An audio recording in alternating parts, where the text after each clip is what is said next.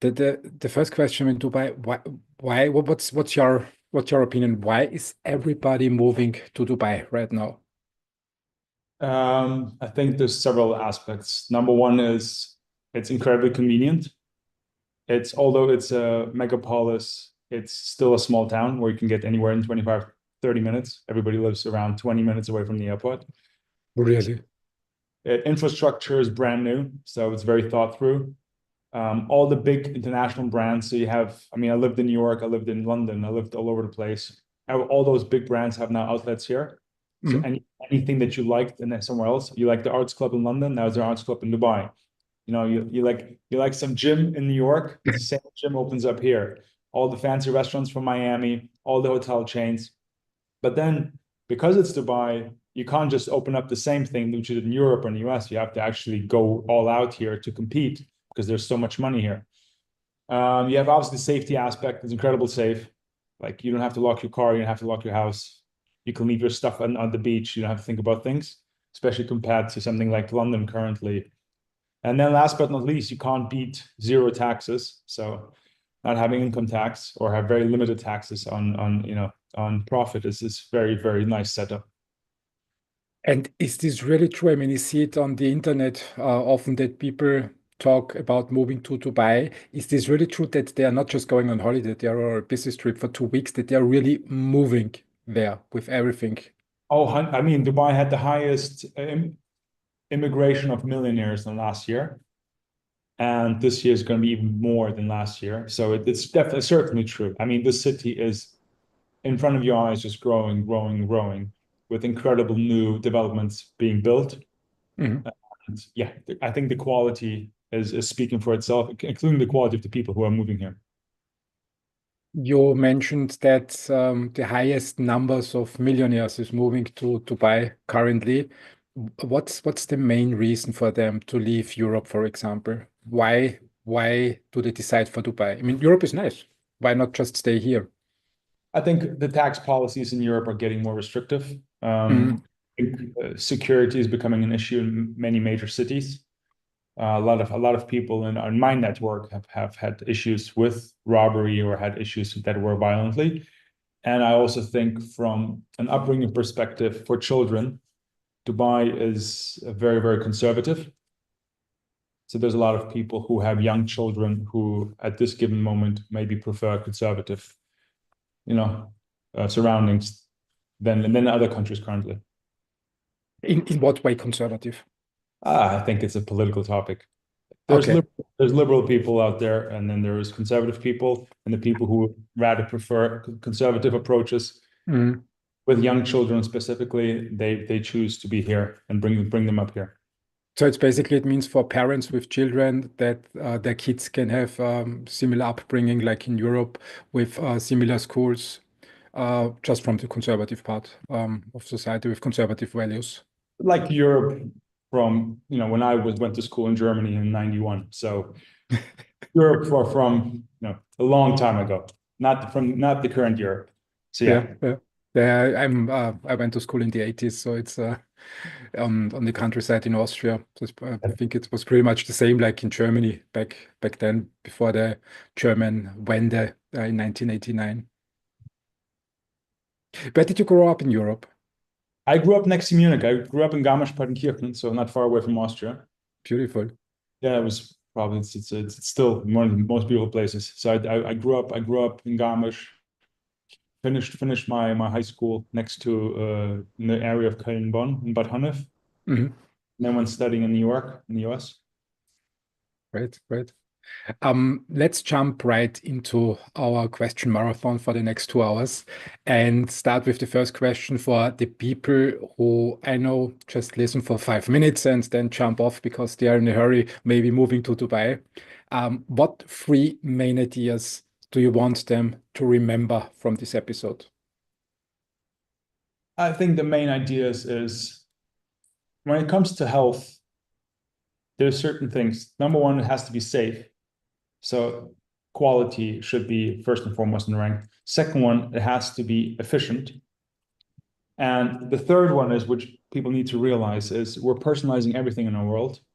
But when it comes to supplementation, we still take one size fits all approach, which basically says on the bottle says take 2 pills, and everybody takes 2 pills. You take 2 pills, I take 2 pills, our children, our parents.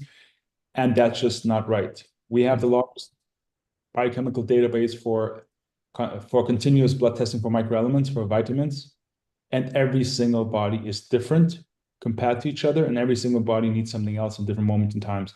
So what I want people to understand is that the current setup or the current market for supplementation, micronutrients, is ready to be disrupted because the status quo hasn't changed in decades.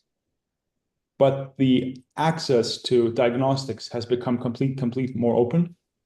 And now you can combine the access of diagnostics with a personalized solution in one. And I think this is the next forefront, and this is the next wave of innovation in the health space. Yeah, it's a lot about about longevity. When we talk about your field, what's the latest development that truly excites you? I mean, my field it can be very broad. My field can be anything in terms of health and wellness. My field can be very, very limited, which is micronutrients. Like the things that excite me most is that there's a shift going on in people's opinion about health. Health is truly the new wealth, where people understand, especially after COVID, how health can become a limiting factor if you don't look after it. So you see this shift that our target audience before COVID was 35, 40 plus year olds.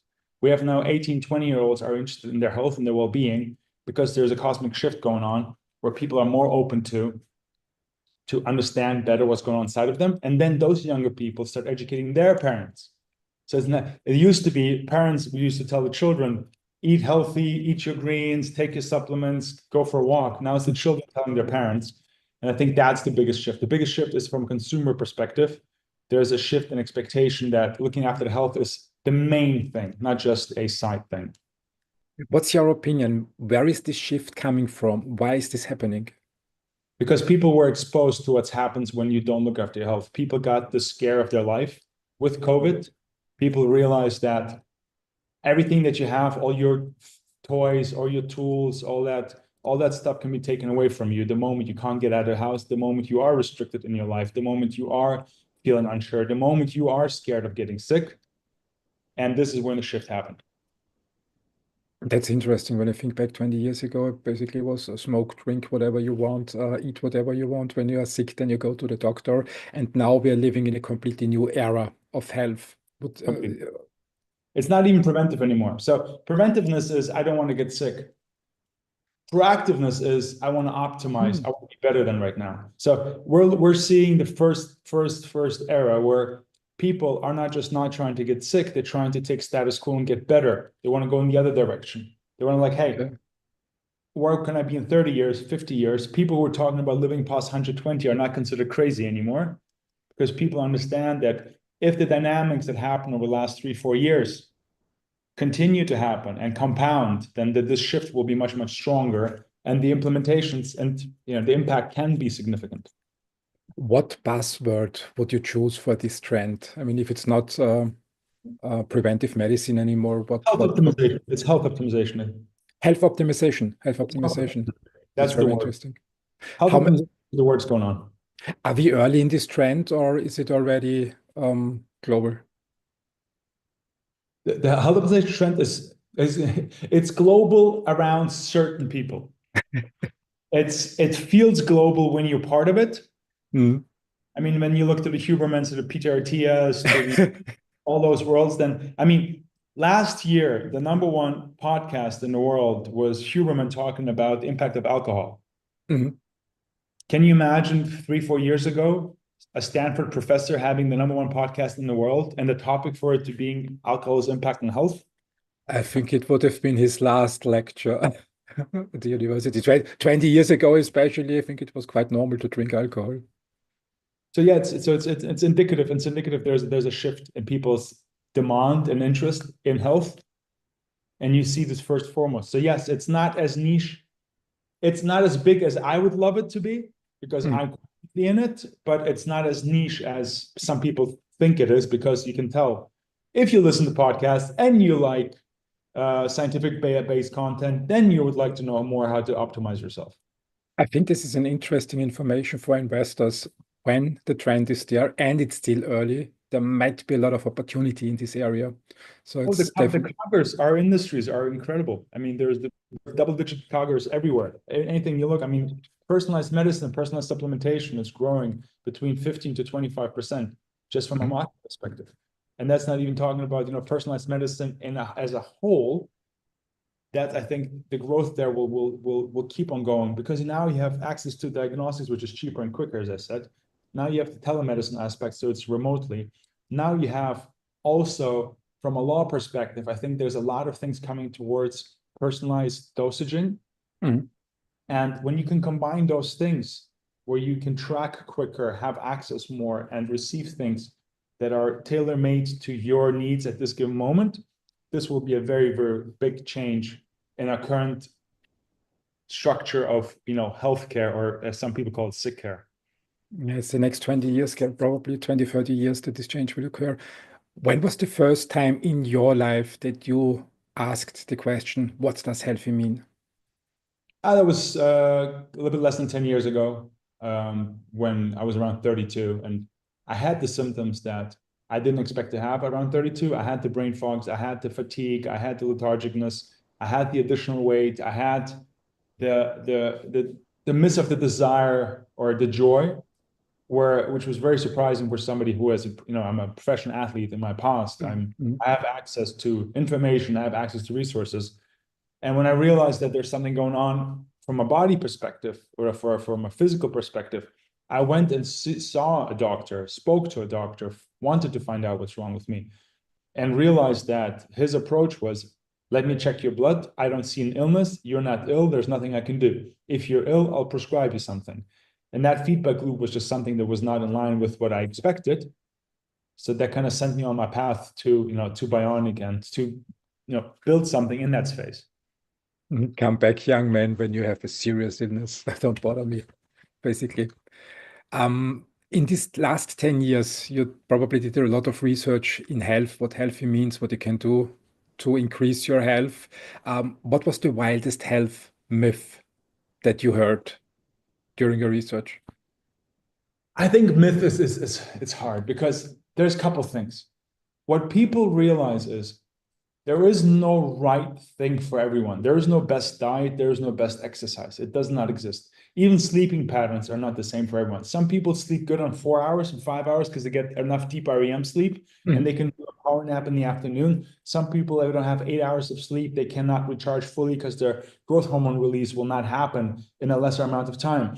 There's things about diet perspective. I just in the last 10 years witnessed the hype of keto, of carnivore, of paleo, intermittent fasting, which was the thing to do 5 years ago. Now everybody's screaming, stop doing it, especially as a woman. Don't do it over 14 hours. Be careful. Look for your thyroid functions. Make sure that there's enough intake there. So the thing, the changes are happening in front of our eyes. The one thing that you realize is because there's so much more access, all those things that we grew up with, like the standard American diet, right, where carbs was the main point of your intake. Yeah. We find out that this was just sponsored by companies, by the lobbyism, to increase the intake of carbohydrates. It was never the best diet. So there's a lot of things coming out to the surface that were taught to us in the past where lobbyism was the main aspect of it. Fat is not bad for you. Sugar is not good for you, but in certain times of the day and in regards to combination can be beneficial. And it does, like, everybody's trying to draw the devil on the wall, but that's not how health and medicine works. So there's a lot of things out there where people that used to say anybody who tells me this is the only way how to do it, stop listening to, because I've seen 22, 25-year-old twins, both fitness instructors, living together in the same roof, eating together, working out together. They did the blood test with us. It could have not been more different. People are completely different, even when they have to have the same parents, live in the same house, work out the same way, and eat the same things. So for those two people, you need two different approaches, just like for anybody else. That's interesting. I mean, isn't that really complex? Do you have a lot of opinions on the market, opinions that are completely opposing sometimes? I mean, you have the Huberman podcast you mentioned, you have other podcasts, you have other experts, then you have the lobbyists. How do you deal with this complexity in your company? So there's a couple of ways. Number one is data doesn't lie. Mhm. So we believe that if you can quantify something, then that's a starting point. If people just claim something with no data, then we're not going to even pay attention to it. The reason why people like Peter Attia or Huberman are gaining traction is because compared to other people, which I don't want to name right now, they don't make loud statements for clickbait, Mm, stating that if you put a banana in a shaker, it has 5 times more sugar than a banana if you just eat it, like stuff like that. mm, Because they can back it up with data. So what we're trying to do is you're trying to be data backed and you're trying to be conservative and you're trying to say or do everything that you do saying it might work, but double check. So it's never just black and white. We're never going to go out there and scream this is the right thing to do. mm. You have to be sure that you provide people clarity that this might be a working option. And the reason why you believe that is because data like this publication, this group showcases that factor. Let me ask you a critical question. You talk a lot about data, a lot about science, and you have a scientific approach in your company. And your past is a pro athlete in basketball. You played for the German national team. What brought you into the scientific health tech world? Wouldn't it be much easier for a pro athlete to do a deal like Michael Jordan, for example, Nike, or just get signed up by Adidas, show your face, show your body, show your shoes, and people buy it and you make money? Why the health tech world? I mean, science is complex. Why did you choose that complex, difficult, challenging path? First of all, nobody would pay me money to advertise for Nike. I was never that good. I was at best average for college level. Mm, When you get to the US, you realize how good basketball really is. It's not in Europe. It's in the US you see true basketball. I always had two passions. One was education, one was health, and I always want to do something that I don't need to be convinced by to do. mm, Health related things I do every day, regardless of I'm getting paid or not, because this is something that drives me. And the reason why I went into this field in terms of diagnostics and for the personalized solution is because I wanted to find a solution that I can use myself. This was a scratch your own itch kind of thing. I'm like, hey, I want to know what I need and I want to know if it works. Why does not nobody offer it? Maybe I can find somebody. So obviously, as you said correctly, I don't have a medical background. So I was able to research and discover that 2011, 2017, there was incredible research being done on micronutrient impact on professional athletes, Olympic athletes, 954 of them over 6 years' time in Switzerland. And they were able to showcase that if you provide people personalized supplements, vitamins, and microelements, and optimize those athletes' levels, they become cognitively and physically much more capable and have significant improvement levels in standardized tests.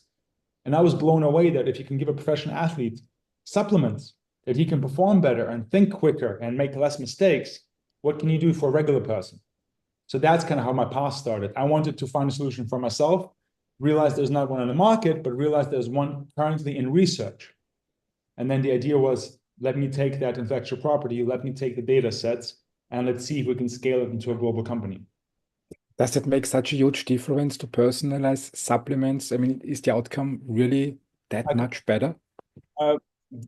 very simple example. 82% of all females have too low iron levels. Mm, But over 85% of those women are currently taking iron supplementation. mm, So you need to understand that 9 out of 10 women almost are currently taking something that does not work for them or barely works for them. When you personalize in a matter of 3 months, over 90% of those women are in the optimal level. So you go from something that barely works, if at all, to mm, something that most of the time leads you to an optimal level. This optimal level will lead to higher recovery rates, less sick days, and your body focusing on getting stronger and better instead of fighting illnesses. mm.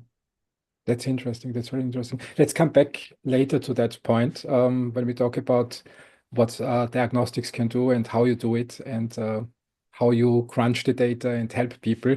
Let me ask you one question before that.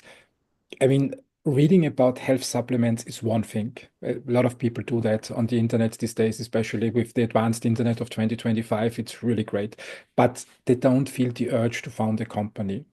What got you going on this journey? Why did you decide to found a company and not just stay on the consumer level and just say, okay, internet is great, I use it, I research it. No, I want to change something. I found a company. What sparked this urge in you? I think that the urge was because literally there was nothing there. And I thought it took me 2 years. So I researched for 2 years. I talked to sports teams. I went to the Silicon Valley. I talked to VCs. I looked into portfolios of VCs if there's something there. And it just blew my mind that something so obvious does not exist yet. Hmm. And when something is obvious and doesn't exist, it just screams at somebody who is an entrepreneurial spirit that this cannot be the case and this has to be solved.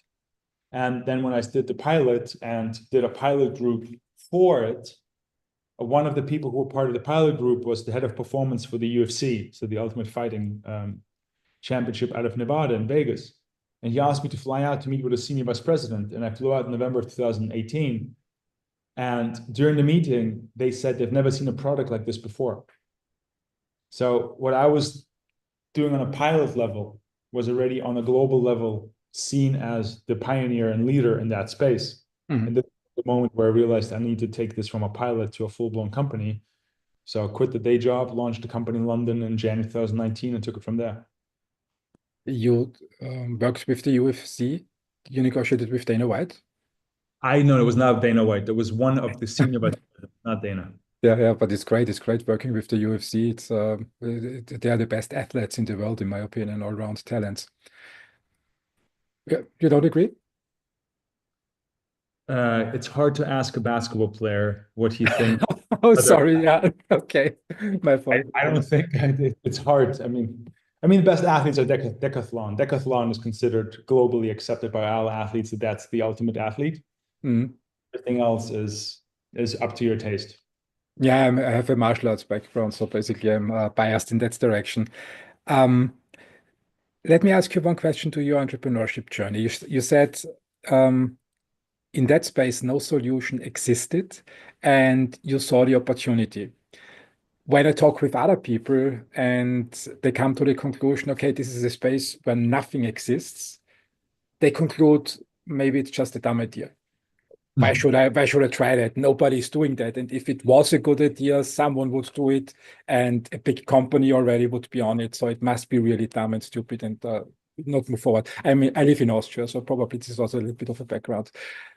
Why were you not scared in that moment to say, okay, nobody's doing that? Why did you not question yourself, but said, okay, let's go, let's do it, let's change it? What made the difference for you? Because I wanted to use the product myself regardless. Mm, I was so convinced of this product for personal usage. I was so convinced of this product for usage for my friends and family.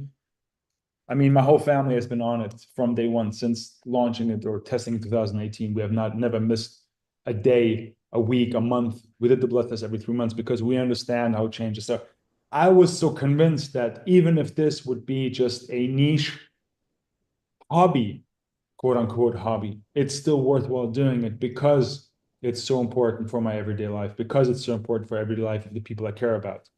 And when you start something out of that passion, then you have the opportunity to grow into something special. mhm.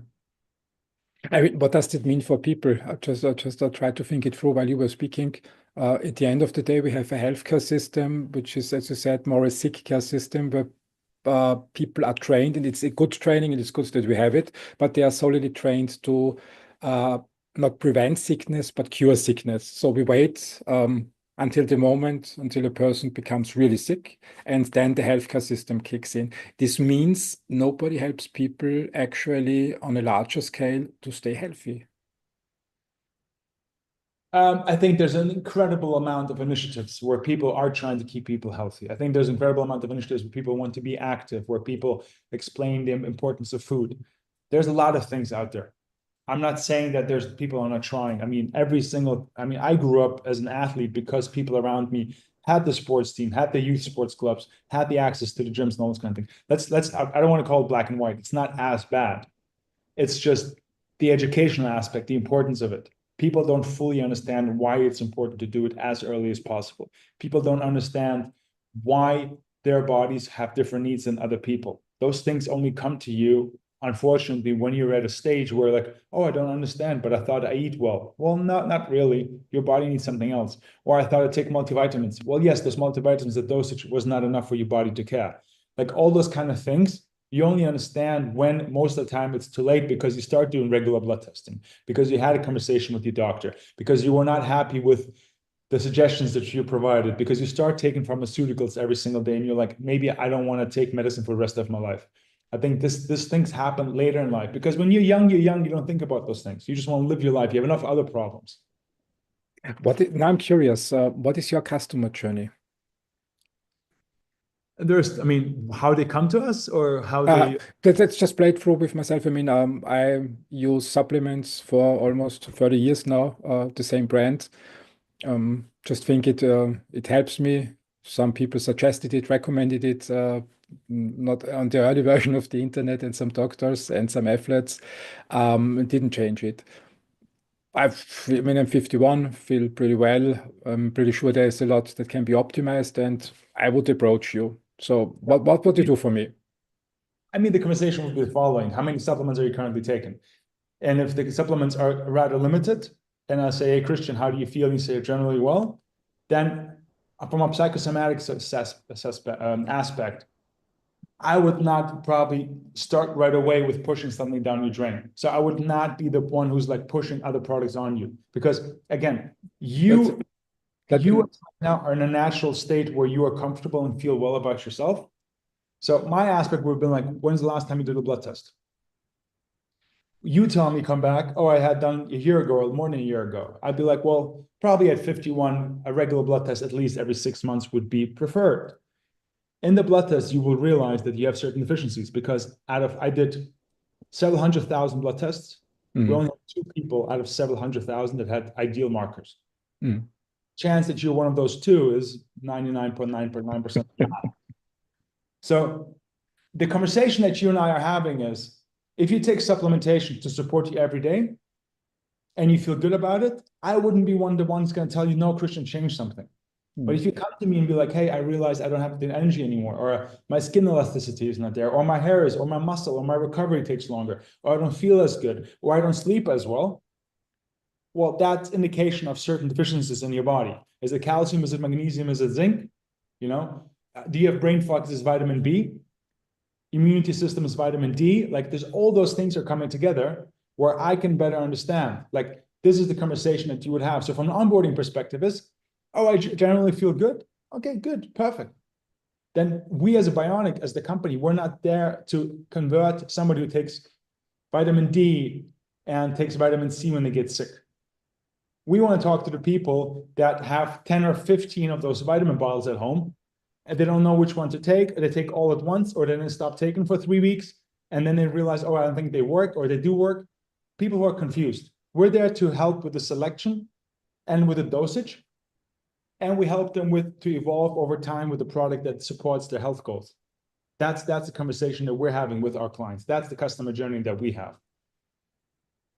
Okay, so you dig into the problem. Let's assume I just say, okay, optimize what you find out how would it look like. What is your optimization path? There's 2 approaches. There's one product that was the initial product, it's Bioniq Pro. So you do a blood test. So it's an extensive blood test, around 50 blood markers, and would indicate what deficiencies you have and what dosage you need to optimize them. And the second one would be a questionnaire. And in the questionnaire, which is an individual questionnaire, you would reply to from your health, lifestyle, health habits, food intake, medical history or family medical history. We would have a better understanding of you, who you are. And then based on that, we can provide you with the solutions to help you on your health goals. So if energy is a point, when cognitive function, libido, sleep quality, recovery, muscle mass, all those things are part of the health goals, the formula will be then selected to you based on what you need. Okay, so did I understand you right? Basically, you analyze the situation of the patient or of the client, ask them about their goals, what they want to achieve, where they feel something could be better and is not really well enough, and you really dig with them into their lives and find out what their problems are, what kind of solutions they're looking for, and then you match it with your data and your products, and you personalize your products for them. And the uniqueness is the following. When a doctor has an average 100 to 150 patients, Mm. the pool that the doctor chooses from is very limited. When you have a database, I mean, we had 8.1 million people reach out to us last year. So we have a database where we understand what solutions are needed for what people, and we have the algorithm can now predict what dosage will lead to what results and over what time. So you use artificial intelligence for your recommendations. Back when we started, it was not AI. The word was not as popular. We called Yeah. algorithm, and then you have the machine learning aspect which updates the algorithm. Yeah. Okay, I think I have a basic understanding of your process. Let me ask you another critical question. When I think about the supplement space, I mean, it just needs to open any fitness magazine. And as a consumer, there are so many advertisements of products and all promise being the next best thing and better than all the other things. And it's just gold and you need to take it and you need to take only this and forget all the rest. Isn't there a lot of skepticism around your company when you present your solution? Do people say, I mean, what's better with you than all the others on the market? The market is crowded. Very simple. We're the only company in the market that has a objective feedback loop. So Mm, every single company tells you we're the best. They cannot prove they're the best. They're just the best at screaming that they're the best.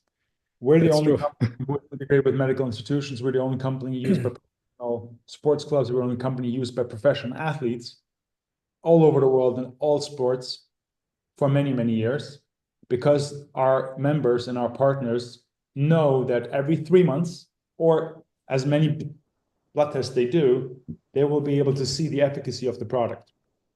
So while everybody screams how good they are, we're showcasing the actual results. That's a great approach. That's a great approach. So basically, the customer comes to you with their blood test. You find ways to optimize it, and then you tell them in advance, okay, when you take these supplements, you will get that outcome. Observe it for 3 months. Then you do the next blood test and show us the data and come back. And if you complain, we have a solution for you. And the product will, if the dosage that was recommended does not evolve the results as quickly as optimization, then the formula will be adjusted accordingly in the future. So it's an ongoing journey. People ask us how long they should take Bioniq. I tell them, how long do you plan on sleeping well and eating healthy? It's just part of your lifestyle, because micro elements, you know how much, so people don't understand. You know how much to get vitamin D, to get 5,000 IU of vitamin D, you have to eat 115 eggs. 115 eggs. For 5,000 IU, or you can eat 1.8 kilograms of wild caught fish. That's just to get to the regular dosage. When people talk about things like this, when people are like, I'm skeptical of supplements, I'm like, you can be skeptical of supplements. You can get it out of the food, but the volume of food that you need is so much that you will not be able to adhere to it. So supplementation will be part of your everyday lifestyle if you want to have a balanced health results and balanced energy level, because you will not be able to get it from other sources on a daily basis. Let me ask you a follow-up question to what you mentioned, the optimum dose of vitamins or certain elements. Let me just pull out the book. It was this book, basically, that I read, I think it was 20 years ago, almost, the Optimum Nutrition Bible. My question to you is, how do you conclude on an optimum value of vitamins? I mean, there are several opinions on the market and everybody says something different. Very How do simple. Very simple. Everybody has a target. So if you want to do vitamin D, so for Christian, vitamin D levels should be between, it's called 50 to 70. I probably have it probably higher for you, probably 55 to 75, but let's say that. Mhm. Let's say we give you 5,000 IU, which is 25 times higher that you would normally get a daily recommendation, which is 400. So you get 5,000, and we realized we took you from 28 to 52. Then the next one will be 6,000. So the dosage that you need is not in any book in this world, because nobody has seen Christian's blood test on a regular basis. Mm. So I cannot write you how much I use or dosages you need, because you are unique, and you are where you are today, you'll never be again in the future, because everything will change. So the dosage is whatever the body needs at this given moment. And what we're trying to get to is there's a clear understanding for optimal ranges, depending on your demographic, where you need to be. So we understand the optimal range, we understand dosages, and we're trying to adjust the dosages to get you in this range. That's fascinating. That's fascinating. But I think it's the first time in history, in human history, that you have the tools today to really do that for a large scale of customers. Nobody had it. And the problem, again, listen to this. When I started it, one of my first test markets was Hong Kong. Mhm. And we did the blood test that I need the parameters that we needed. And they didn't have the laboratory in Hong Kong. They had to send it to the US. It took them 30 days to come back Yeah. with the blood results. I don't care about your blood test in 30 days, because in 30 days, you're a new human being. So the things that we started off today, you can get the results between 2 to 5 days. Mhm. Now you have a very much closer window, and the test doesn't cost several $1,000s. It costs a couple $100. Mhm. So it becomes more a commodity. It becomes quicker. It becomes more available. And because of what we're going through right now, where you can just upload it, it becomes much more convenient for the consumer too. And you can crunch the data with artificial intelligence to find better ways to get their patients or your customers to the optimal levels. That is the icing on the cake. This is something that I think we're just starting off.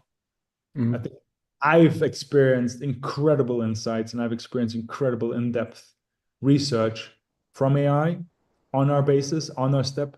And I think the combination of Bioniq between being a physical company, because you have a physical product, and a digital component, because you have the feedback loop with the data, sets us up uniquely, especially in this AI time. It was impossible 30 years ago, 40 years ago, when I just imagined the healthcare system in the 80s.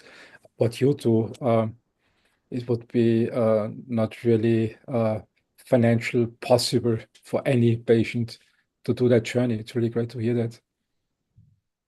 When we talk about your customers, what was the best customer feedback that you got? I mean, the best customer feedback is, I mean, there's a lot that we changed lives. We changed lives for people. Some things that we don't advertise, but as a founder, you are taken aback, as we have several, I mean, tens of women in their 30s who never had children, and after optimizing their microelement levels, were able to give birth, because they realized the deficiencies they had from a folic acid perspective, from a calcium perspective, from certain microelements that are necessary to conceive. We had several people who had certain reactions or capabilities or limitations that were taken aback. We had people who did a blood test without knowing and found out that they're close to having chronic diseases, and were able to find out that. We had people who had mercury poisoning because the fish that they were eating was bad. They felt bad. They didn't understand why. And then we got the results, and it was like, oh my God, I can't believe this is happening. So there's a lot of things that we were able to see and support and share with the consumers on their path to either get better or become better. What about the other side of the customers? There are the good ones who talk very positively about you, and then there are these critical ones on the other side Yeah, of the spectrum. the critical ones, I think, they have the wrong expectation. So supplementation, I always tell people from a health pyramid perspective, 70% is nutrition, then it's sleep and activity. And then when you have those three things figured out, you have the mental well-being, and then you have supplementation. People want to buy a wonder pill and say, hey, I take Bioniq, why don't I look better, feel better, sleep better, act better? Well, because it's part of it. If you have a bad diet, Bioniq is not the solution that will get you over the top to a six-pack. So there's a lot of people who have wrong expectations. Mm. And then the second aspect is, which is very interesting, around 30% of the people do not feel a difference, but see it in the blood test result. And funny enough, or not funny enough, in majority of those people who don't feel a difference, but see the difference in the results, will still be not happy. Because they're like, yes, okay, I see I got better, but I don't feel better. And I thought I'm going to feel better. And we're like, but you're healthier, you're less inclined to get sick, you're performing higher, your body is in a better state. And to those people, that's not as important. So your company is up and running. It's not a concept stage. It's a fully blown company with customers delivering solutions. Our company has shipped to 73 countries last month. 73 countries. That's amazing. At 8.1 million people, as I said, reaching out with the 237,000 formulas created last year. 270,000 237,000. formulas created, different formulas. Yes, all unique. How do you do that? That's Bioniq.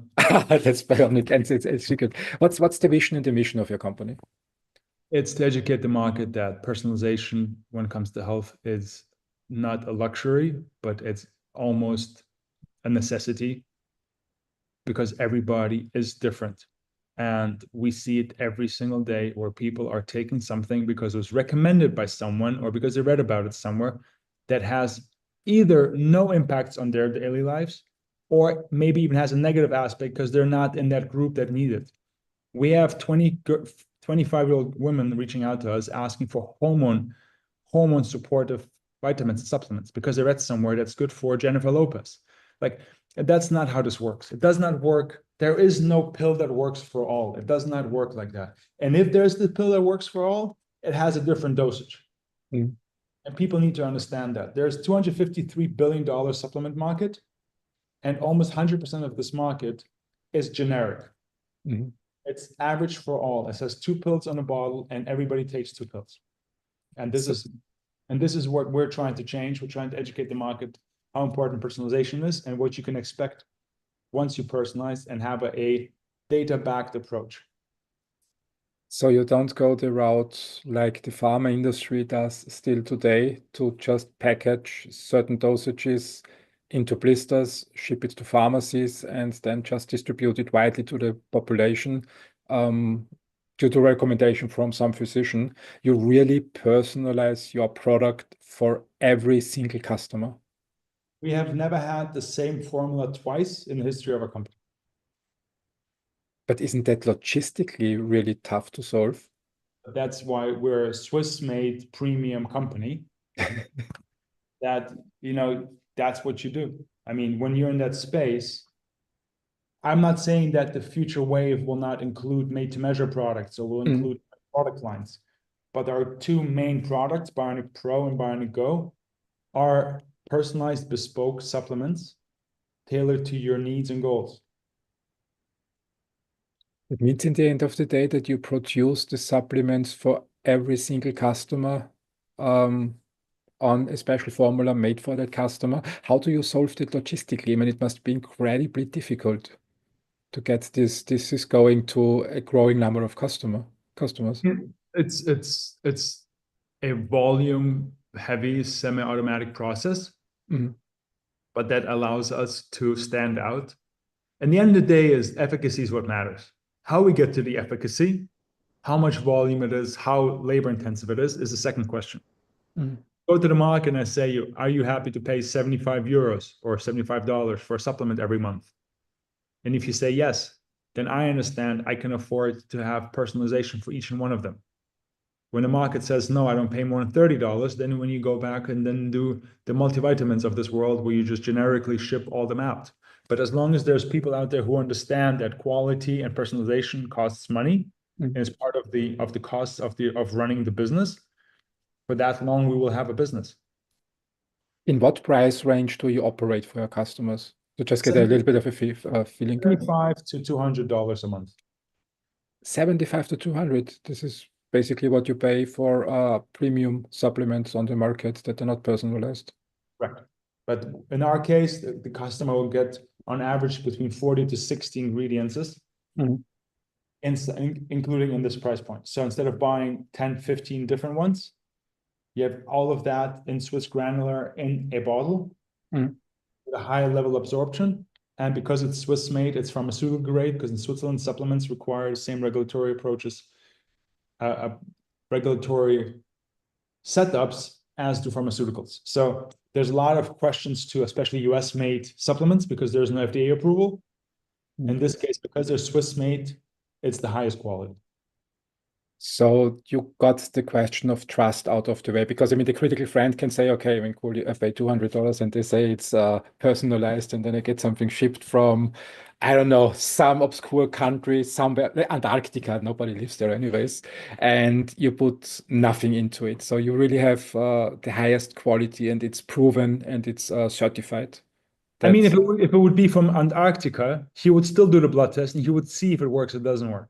So it's not just important that it's from Switzerland. It's also important that you do the blood test before and after and you see the efficacy of it. A lot of people can claim a lot of things, mm. but nobody can actually disprove data. Yeah, but I think this is the big problem in the supplement space. There's so many claims out on the market, and it's really confusing. And by those claims are A, they're most of them are illegal, or B, they're made on other. So almost 100% of all supplement companies that make claims or references to medical publications or studies, Mm. so studies were not made on their products. Those studies were made by universities 30, 40 years ago Mm. on a sample size of 15 students that most of them had a feedback loop that was subjectively, which basically was a questionnaire, how do you feel? I mean, there's a company right now that is growing really big in the last 12 months. They launched a company and they put data on their website that 92% of the people or something like that seen significant improvements. And when you look at the actual publication, it was 20 people over 6 weeks that were asked once a week how they feel. Mm. This is not science. This is me telling my buddies once a week to write me a WhatsApp message telling me I feel great. And I then post them and say, 20 people have confirmed the efficacy of my product. So most of the supplement companies, unfortunately, when they make those claims, they can't back them up. So the consumer starts distrusting all of them because they think they're all the same. Yeah, there was this one company, I think it was 10 or 15 years ago. They approached me. It had a multi-level marketing scheme on top of that. So basically, they tried to hire me, friend of mine.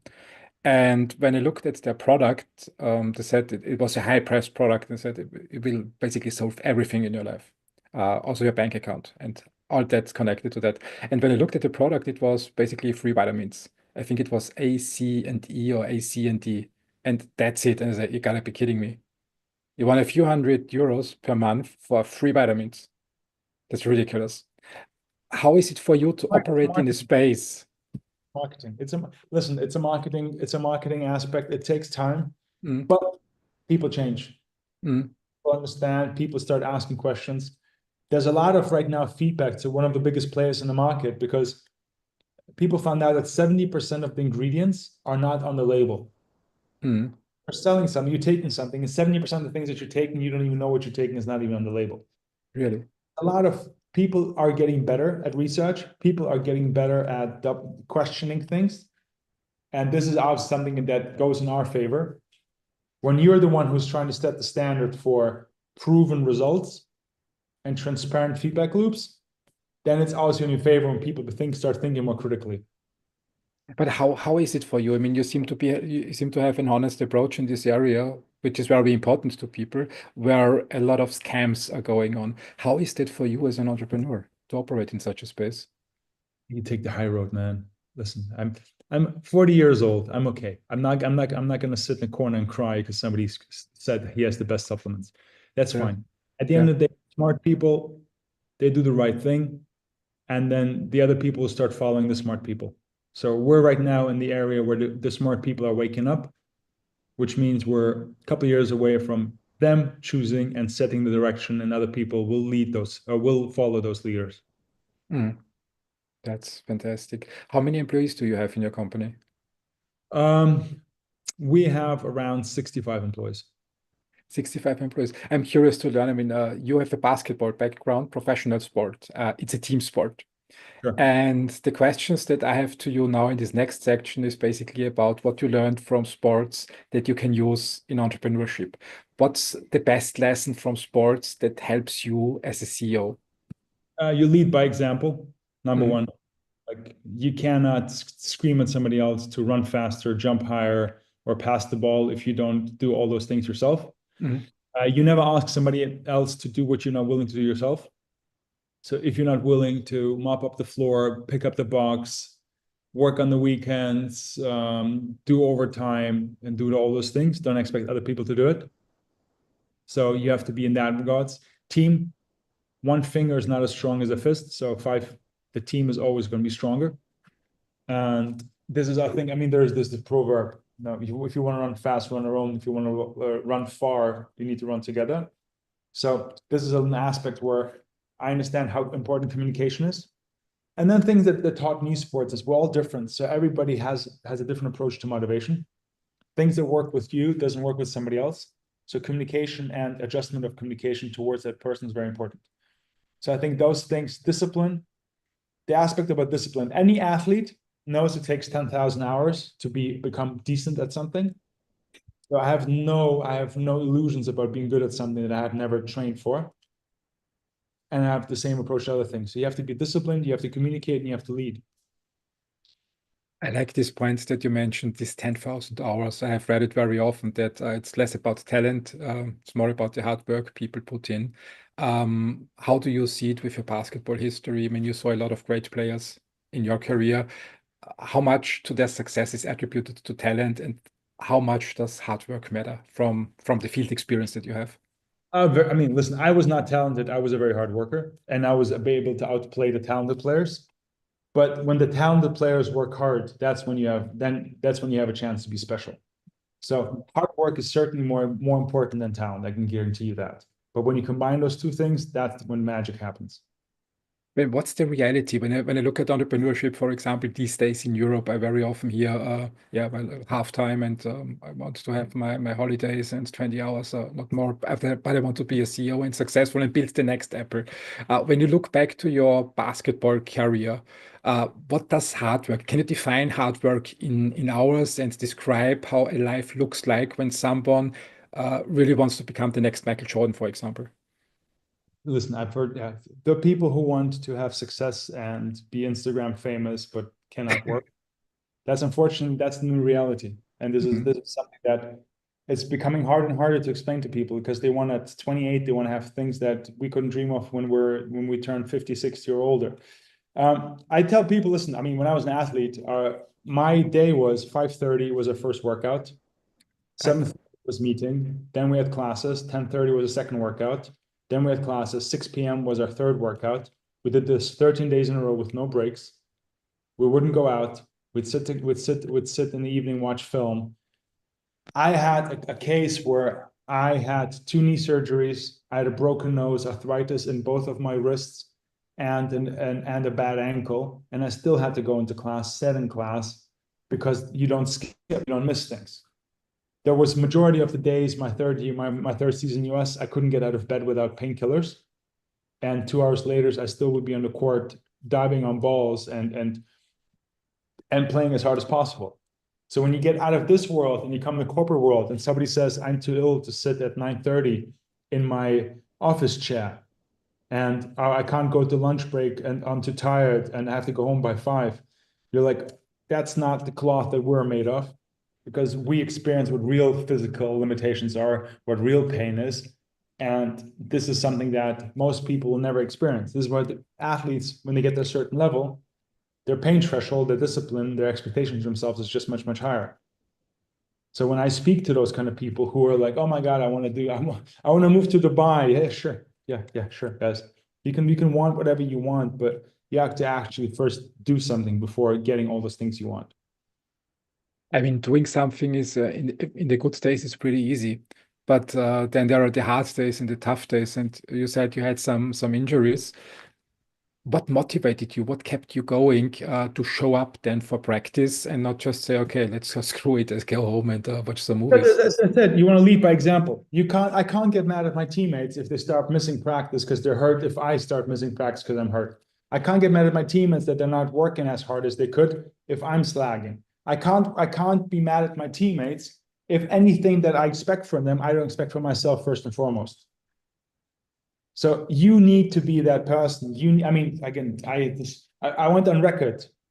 I never understood from a physical capability perspective. I worked corporate for 13 years. I had 0 sick days because mentally I was never in a position where I'm like, I am too sick to sit in a chair. And that's something that I just think if I wouldn't have the professional athlete career beforehand, I would have never got to that point. So in your professional athlete career, you were the leader of the team and not just a team player. Depends. I mean, in my head, I was the leader. Mhm. You need to ask my teammates if they consider me the leader. um, what's the mental trick that you show up with your best self to practice and not go like the Austrians do sometimes? We call it Sudan, jammern. Just bring a bad attitude to practice, which drags down the team. What's the mental trick that you have that keeps you upbeat when your internal radar says, no, actually it's downbeat? Because you know people are looking to you. When you put yourself in a position that you want the responsibility to lead, you cannot be a schön Wetter player or this fair weather player. We cannot just do things when things go right. Responsibility is not an on and off switch. It's always with you or it's never with you. You can't just have it from time to time. So I loved it because it drove me and it drives me still to this day. I love responsibility. I love taking things under my control in terms of whatever the result is. I know I have nobody to blame but me. And I think this mindset also doesn't allow you to have days off, doesn't allow you to not be motivated, doesn't allow you to have good mood. You'll always see me in a good mood because I understand that you have to portray good mood. It doesn't matter how I feel inside. Inside I can feel whatever way I can be. I can feel sideways, but I know that if I feel sideways, it's not going to help the team. I mean, I think the interesting thing with entrepreneurship and athletes is that when you practice daily, life happens and there will be bad days and the market will punch you in the face and the market will drag you down and someone will cross your way who tries to destroy you. That will happen. It's not a question if, it will happen.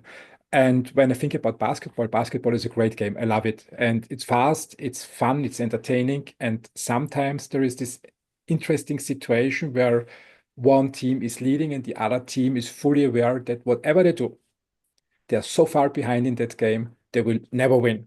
And you still have half the game to play until the end. What I would like to explore with you is what keeps a team on the court and not just say, okay, let's fold it in. We can't win, let's just go home. Why does the team in such a situation give their everything and still keeps playing? There's 2 things. One is pride. Mhm. You don't want to admit to yourself that you're as bad as you were, for example, the first half. Second one, you're trying to find the small wins. If you're the trainer, if you're the coach, you're like, hey, let's try to win the next 2 minutes. Let's try to win the quarter. Let's try to win the next possession. So you start limiting the game within the game and focusing on that aspect. And then you always have buttons to press in terms of personal pride, team pride, what are you trying to achieve, what are you trying to do. But last but not least, I think the most important part is, hey, let's learn something in this situation for the next games. Maybe this game today, this week will not be your best. But is there certain things that you can learn or help you in the future to then win the next game? And I think this is a very important aspect. I mean, How I played against NBA players. I played against the national team of Spain, where we're down by 40 points at halftime or something. And the coach said, show me your pride. I don't want to see anything else. How proud are you guys? Because we knew we're not as good as them. We knew they're going to beat us. But are you going to just take the beating or are you going to fight back? from what your coach said, how would you transport it into a corporate setting. How can someone use this energy that your coach gave you in that situation? What words can they use to motivate their team when it looks like they are losing?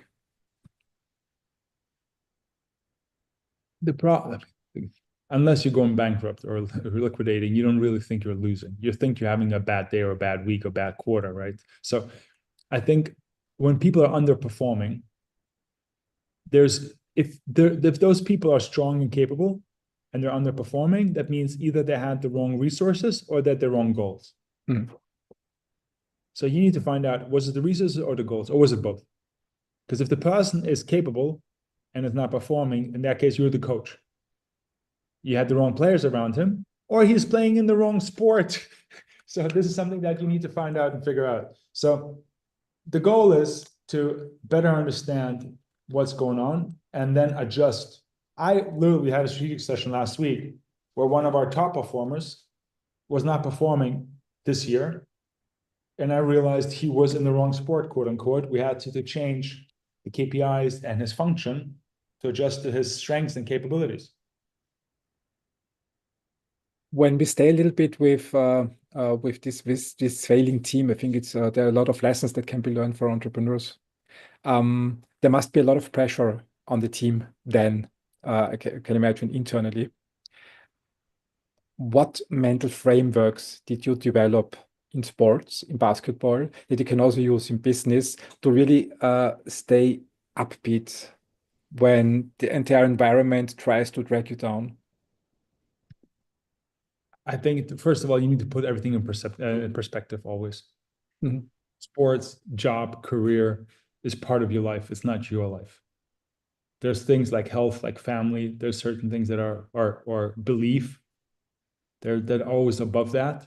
This is just a segment. I keep telling my team the entire time, guys, our 4 core priorities is family, freedom, fun, and fortune.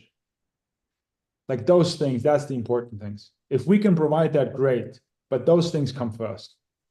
So when you put things in perspective, that helps people. Because then when you look at it, there's people like Alex Hermosi. He calls running a business, he calls it a game. Mhm. He did it like a game. He puts it in a perspective where it's a game. How many points can you score? How hard do you try? How did you work? Like all those kind of things. When you change around from this do or die to a more pleasurable thing, then the pressure becomes also more manageable. So that's how I treat it. I'm like, hey, I wake up happy in the morning. I'm a happy person. I'm an optimist. I'll have a bad day, have a bad week, a bad quarter. We had with Bioniq, we had ups and downs. But when you take a step back, life's pretty good and I should be grateful. And that allows you to make the right decisions and have the right approach. That's interesting. What was the hardest time with Bioniq that you had to master? I think every startup goes through that. I mean, when you're days away from being able to pay your employees money, or when you're on the brink of when COVID hit and we couldn't send blood tests, or when certain limitations started to happening, where it was just like certain things that you couldn't prepare for are happening. As you said yourself, there's problems will always arise. The question is how you can handle it. And you only fail when you give up. If you don't give up, you don't fail. Yeah, that's true. That's true.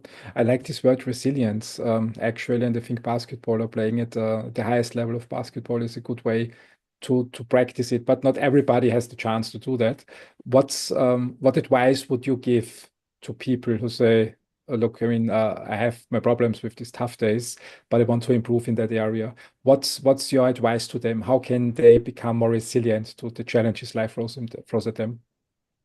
I think you need to visualize things. You need to understand, put things in perspective in terms of what's important to you at this given moment. Mhm. And then if what's important to you can be achieved through actions, then it's up to you to impact them. But if things that scare you or make you uncomfortable, you don't really have the means or the resource to impact them, don't let those things make you crazy. So I think the aspect is always what's in my control. And if it's in my control, I will fully focus on it. The things that are not in my control, I should not spend my mental well-being on that. How do you distinguish these two areas in control, in your control and not in your control? I mean, the inner perception can always a little bit confuse the understanding of what's in control and what's not in control, like politics, for example, somewhere in the world. How do you, for your life and for your business, how do you separate the area that you can control from clearly from that you can't control, so that you can really let go of that? Again, I'm the CEO of the company, right? I am responsible for three things. I control three things. I control to provide the resources for my team to be successful. As a CEO, I'm in charge for business development to spread and educate and do what we're doing currently about the market. And I do resolutions when there are issues happening. So these are the three things I'm responsible for. I have to provide the resources, I have to develop the business, and I have to solve difficult situations. Somebody else has different other aspects. If something happens that is not part of those things, that I need to understand if I'm not impacting them, that I should not worry about them as much. As you currently said, there's political things that are happening right now. If I would sit right now and think how my sales would look like in Austria after the next election, I'm not sure this would be the most efficient energy expenditure currently in my life. But I can definitely spend more attention to what resources my employees need to deal with AI integrating into their daily lives and how our consumers are starting to analyze what's going on in their body. That's something that's in my control because I can understand, hey, if I make the progress here, invest here, educate here more, I can become a better and more innovative company that makes a bigger impact on the market. You mentioned before that visualization is important for success. Can you expand a little bit more on this concept of visualization? I mean, when I was an athlete, we had sports psychologists, and one of the things that really worked well for me is visualizing success, visualizing the feelings that I have when I achieve success, making a basket, scoring the final point. How would I feel like? How would it sound like? What would my goosebumps on my skin be? What would people in the crowd scream? And you can take this to anything. You can right now visualize yourself where you want to be in 1 year. You can right now visualize the body that you want. If you close your eyes right now and you want to have realistically in 12 months a different body, it's capable, it's possible. But if you don't even visualize it, then you will, you know, when you don't know where you're sailing, all winds are wrong. Yeah. So you need to visualize what you're trying to achieve, because then you have the capability to actually get there. Is visualization enough? I mean, I think there's the book, The Secret, where just say you have to visualize it and it will come into your life. Is visualization all and everything? Is that enough? Of course not. It's bullshit. I can visualize I want to be a billionaire tomorrow. That doesn't make any sense just because I visualized it. There has to be substance there. It has to be a realistic timeline there. And then there has to be certain steps and milestones on the way there. So no. Just because you put a poster on the wall and look at it every day, that doesn't mean that your husband will arrive on a white horse with a huge diamond ring for you. No, so that's not how this works. Yeah, so it's still the hard work needed at the end of the day. Yeah, that's the foundation. But when you combine, again, this is a little bit like with talent. Hard work beats talent if talent doesn't work hard. But when talent and hard work comes together, that's when you have the magic.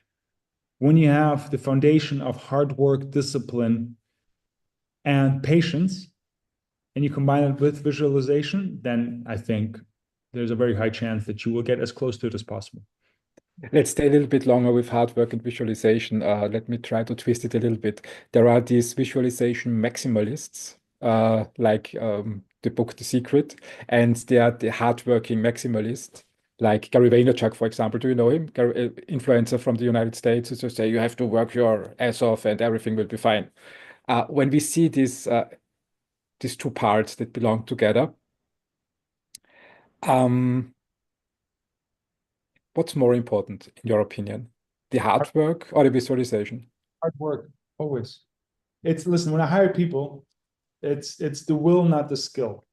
So I hire people with the will to learn something.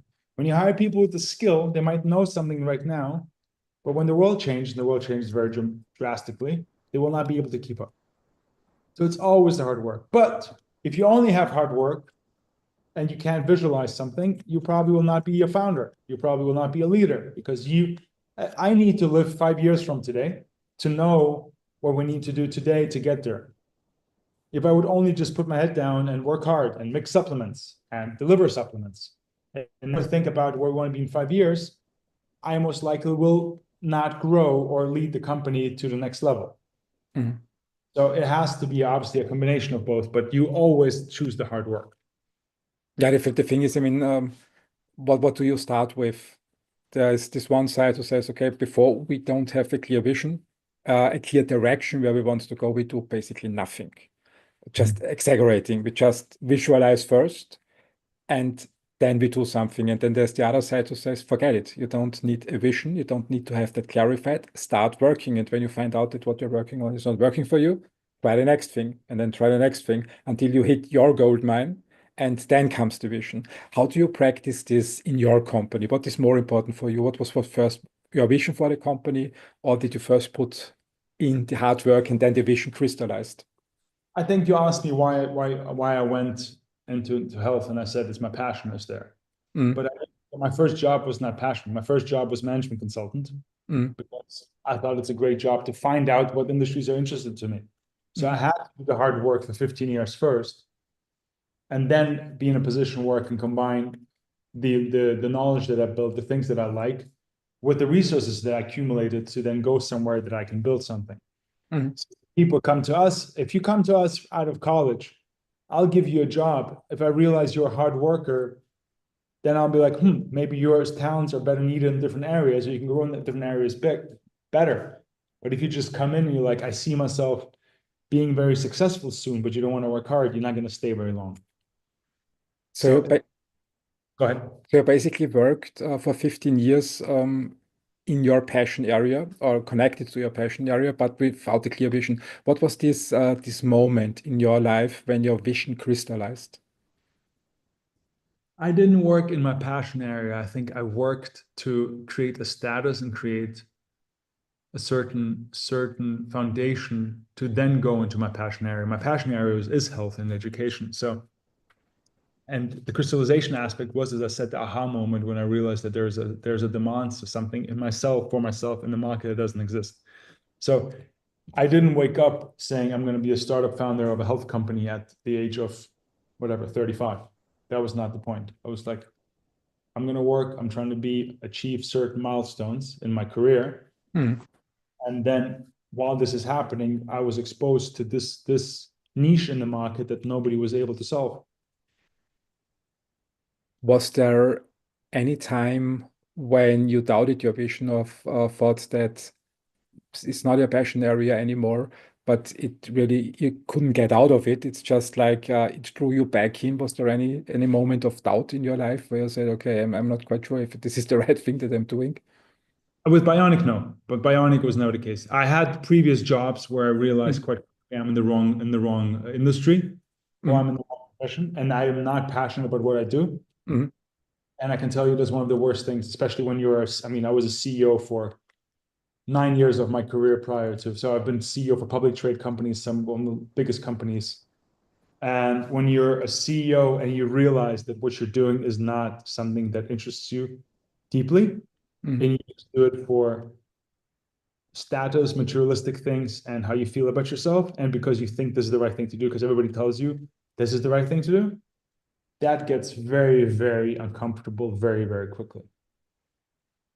How do you, for yourself, how do you, in such times when you said in other jobs that you had these moments where you said, okay, I'm not quite sure if this is the right thing to do. How do you make a decision for you? What are your criteria to say, okay, it's just a phase and I will push through and then it's gone, or it's really something that you need to change? Do you have any criteria sets developed for you to make such decisions to say, okay, let's just fold it and move on, or no, it's just a phase, let's just move forward? I think passion and interest is not a phase. I think this is something that you're there. But again, you have certain responsibilities. You have responsibilities for people who appointed you or hired you. You have certain responsibilities to the teams that you have. You have certain responsibilities in terms of your own lifestyle expenses that you need to take care of. So it's not one of those things where you just wake up one day and you're like, I'll drop everything and I'll, like an American Beauty where he drops everything, goes working at McDonald's selling burgers, right? So this is not one of those things. But you understand rather quickly that this is just a phase. Like there's jobs you start and you're like, oh, I can see myself here for a long time. And then there's career moves that you do and you're like, okay, this is a 2, 3, 4 year kind of thing.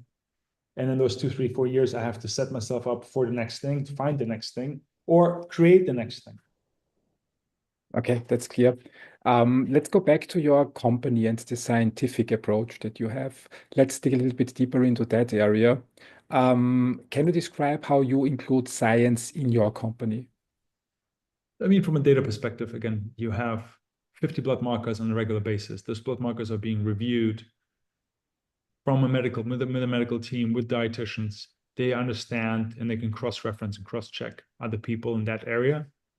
So there's always a certain supervision from a data science perspective where the data has more meaning than just the figures that you see there because they're intertwined with the data sets of people who are similar to that. And this is what makes it unique, as I said prior. A doctor only looks at you as one of 100 or 150 patients. We look at you as part of several 100,000 people and with indications, inclinations, and understandings of potential risks. And this is what makes it unique when you have a large data set. Do you work with research organizations together, or do you hire the scientists in your company? Both. How does a collaboration with your company look like for scientists? It would be a medical institution. Medical institutions would be able to have their patients on the system. The system would recommend to them what the formulas they would need. They would be able to adjust them as they see fit, and they would be able to lead the journey of their patients through the platform. Give us feedback from their side, what they would adjust depending on what's going on with their patients. So we had integrations with some of the largest medical institutions in Europe, in the Middle East, in the US, where they would use our algorithms and our platform to support their clients. Have you ever considered a collaboration with clinical organizations who research the area of treating diseases with supplements, basically to understand better what different supplements can make in the progression of certain diseases? We did 2 university studies in the past. There is certainly aspect there. I think we're a little bit early in our life cycle as a company. I think this is something that might become interesting more in the near future. But when you build a D2C brand, those things, they take away from the market feedback and the product market fit that you need to find first before you think about things like that. Would you consider? We know that the product worked 7 years ago. That was never a time. We started with clinical trials. So it didn't make sense to go back to clinical trials. We needed to showcase that these clinical trials were able to prove that there's a product that the masses need. And this is the part of the journey where we're at right now. So you are interested in tackling the mass market, not only the personalized market, but also going towards it. We want to disrupt the generic market. So tackling the mass market might sound a little bit too harsh because at a $75 plus premium product, you're not really going after the mass market that starts at $5. We want to disrupt the generic market. And you need to start with a point there. And this point is like, hey, people who are taking several supplements a day, there's a high chance that what you turn to taking is either the wrong thing or has the wrong dosage for you at this given moment. So the customers in your company are basically connected to Bioniq for decades to come. It's an ongoing collaboration. It's more of like a collaboration, basically. Of course, it's a mutual journey, and we're incentivized to improve the client because the patient or client in this case sees the data sets. So yeah, we have members who have been with us for 6+ years. So you have constant interaction with your clients, which is from the dosages. How many clients do you serve? So last year we did 237,000 formulas. 37,000 formulas, which means translates into 37,000 clients at the end of the day. No. The math doesn't work like this, but from a volume perspective, you have several 100,000 people that we have feedback loops with, yeah. And this is a constant feedback loop with patients that is amplified with artificial intelligence. So you have a really great understanding of the global healthcare system developed and from the data. When we would imagine that you have the potential to remodel the healthcare system in the West, let's just stay with Germany, let's just pick one country. From the data that you have seen in the last 10 years from your experience, I mean, you have a profound experience. This is the point that I wanted to make before with the data. How would you remodel the healthcare system if you really had the chance to build it from scratch? How would your healthcare system look like? It would be nutrition-led.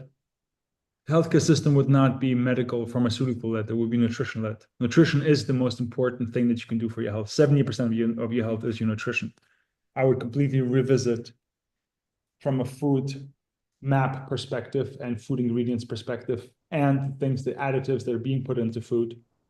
The deficiencies are coming and they're becoming worse and worse every decade because of the processed food, because of the additives in our food systems, because of the way the food is being raised in terms of when it comes to the animals. So we get into the point where if you want to tackle the overall health issues, you have to go to the food industry first and foremost. Do we want that? We need to. There's no option. You have no other option. Listen, testosterone is dropping by 1% every single year.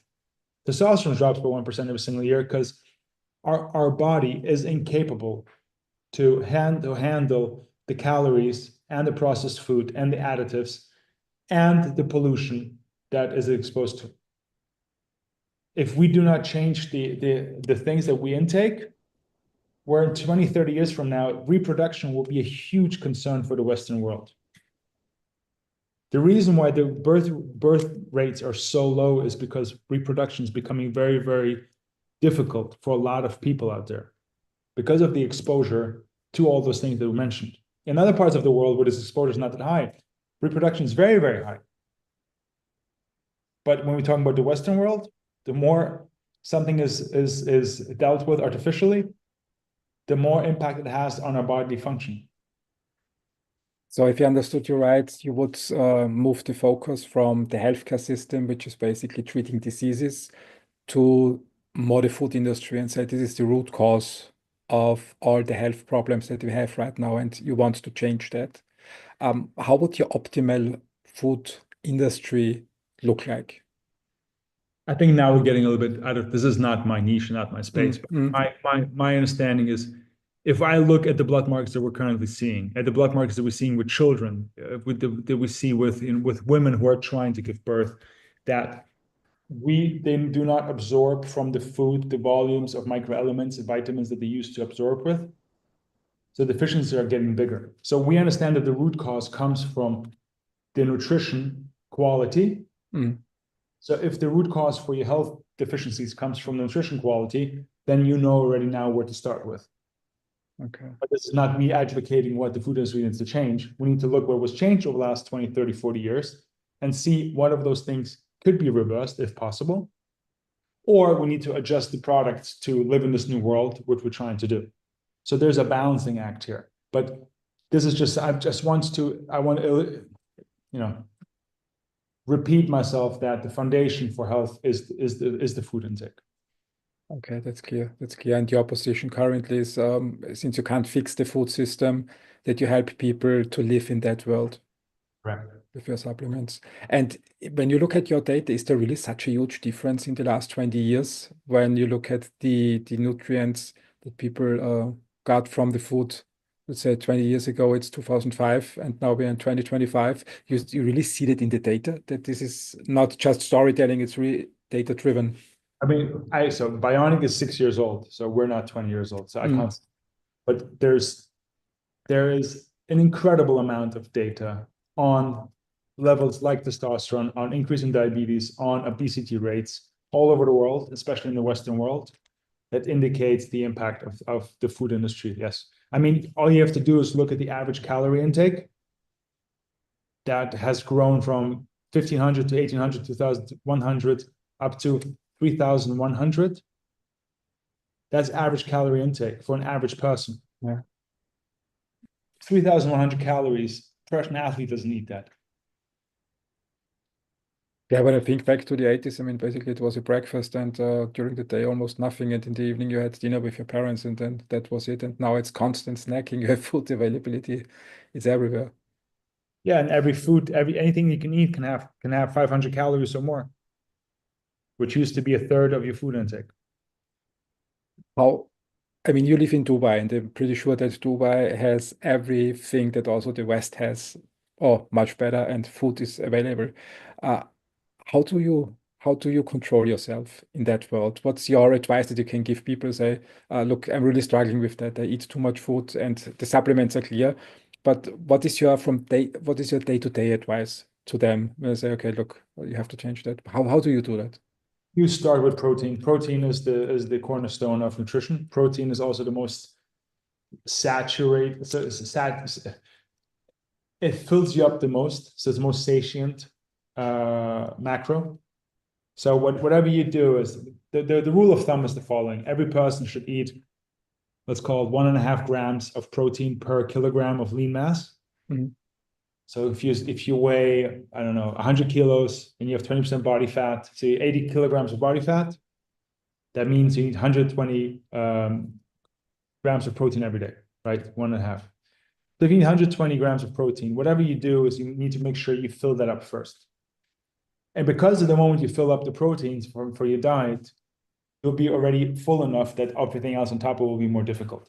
So from a macronutrient perspective, protein is the foundation. Protein is the only macro that is necessary for you to remain active and remain from a muscle building synthesis perspective.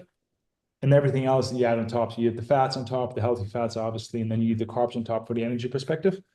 But anybody who struggles from a nutrient perspective, they don't know where to start, I would tell them, make sure you get your minimum amount of proteins every day as a foundation and take it from there. Everything else, listen, I can talk about nutrition for hours, and I don't think people came here to listen to that part.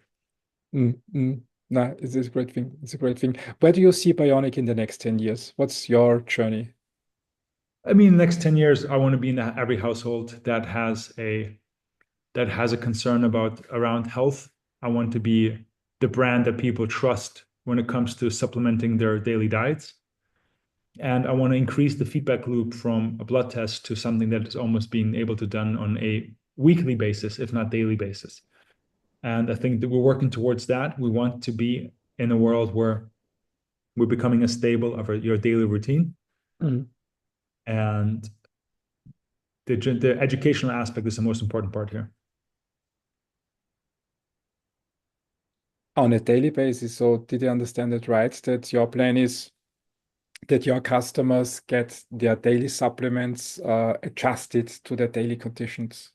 There's a dream that I have. I have a vision where you wake up in the morning, you go downstairs to your kitchen, your fridge has a scanner. The scanner screens your face. You put your hand in, it scans your hand, and based on your temperature, based on your data, your wearable data, your sleep, your face, your sagginess of your eyes, the body will be able to tell what's missing, and the machine would create the personalized mixture for you for that day. So right now with macros, if I had a heavy workout, I have more protein. If I Mhm. had a cardio, I have more carbs. Mhm. If I have a difficult, I don't know, something that requires cognitive parts, I have more fat. This is the same thing. I want something that will be able, you'll have a machine in your house that will mix the ingredients based on what you need. It doesn't mean we have to deliver it to you every day. It means you have your personalized micronutrients in your house that will be mixed for you every day, depending on what your body needs that day. I mean, I think with the technological advancement of the last 10 years, like Apple Watch, for example, or the iPhone, these big corporations going more towards personalized health, I think the gadget could be there in the next 10 years. But what I can't wrap my head around after listening to you is how would the machine make the supplements in the household? It's very simple. It's like a Capri container. So we already have a prototype for that. We developed one. Really? Yeah. So it's basically it's like a cartridge for your printer. Mhm. Different colors, you have different supplementation, and this supplementation will adjust to what you need, and you have that mixture for that day. And where is your role then?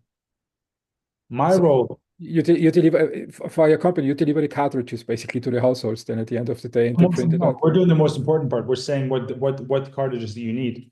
Yeah, We're the yeah. ones telling what ingredients you need, what dosage. That's the role. That would be really interesting to have that. How far away are we from that vision to realization? I mean, for a prototype, I can do it probably next year. For a rollout, you're probably talking about years. Okay. Let me ask you a final part of the conversation. Um, what problems do you work on in your company right now? I mean, we have 18,000 people in the network, a lot of investors, a lot of entrepreneurs. What problems are you working on where you are looking actively for someone helping you moving things forward faster towards your vision? I mean, from a multi-channel integration perspective, we are always looking for partners from an integration distribution aspect, Mhm. share the vision and the mission for personalized health. So anybody who has the connections or the network for the end consumer and has integration capability to automate that and implement that, I think that's a big aspect. We're always looking at innovations in this space in terms of delivery or production for development of certain things. So if there's research out there on new components or new products Mhm. that might be of interest, we're always happy to look into that. From an app perspective, we are updating the app right now with a full integration with all the wearables. So people will not only have the blood test, but also all the wearables integrated, including AI, health coach. And so there is interaction going on with the wearables, with the blood component, with AI. So any company that does something in a space that can add value from a user's experience in the app we're more than happy to talk to. And at the end of the day, hey, if you have a successful business in the supplement space somewhere in the world, I would love to talk to you. We're always open. We already acquired 2 companies. I'm always very bullish on different kinds of growth. One can be organic, one can be through acquisition. Mhm. So let's speak. So you're actively acquiring companies. So you're not only looking for service partners or for collaboration partners, you also think about acquisition. We already done that twice, and we're very, very experienced in giving quick feedback if there's interest levels there. What are your target geographies that Right. you are US currently? market is 80%. US market is already today 80%. US market is 50% of the overall global health. Mm. That's the markets. All the other markets, if they're interesting, I'm happy to look, but everything happens in the US when it comes to supplements. Vadim, amazing conversation. Is anything open in your opinion that we should talk in the last minutes of the conversation? Thank you, Christian. Thanks for having me. Vadim, thank you very much for your time. I find it really interesting, and I think I will try it out in the coming weeks, how your company then helps me with your supplements. Thank you, dear. Thanks. Have a great day. See you Bye. soon. Bye bye.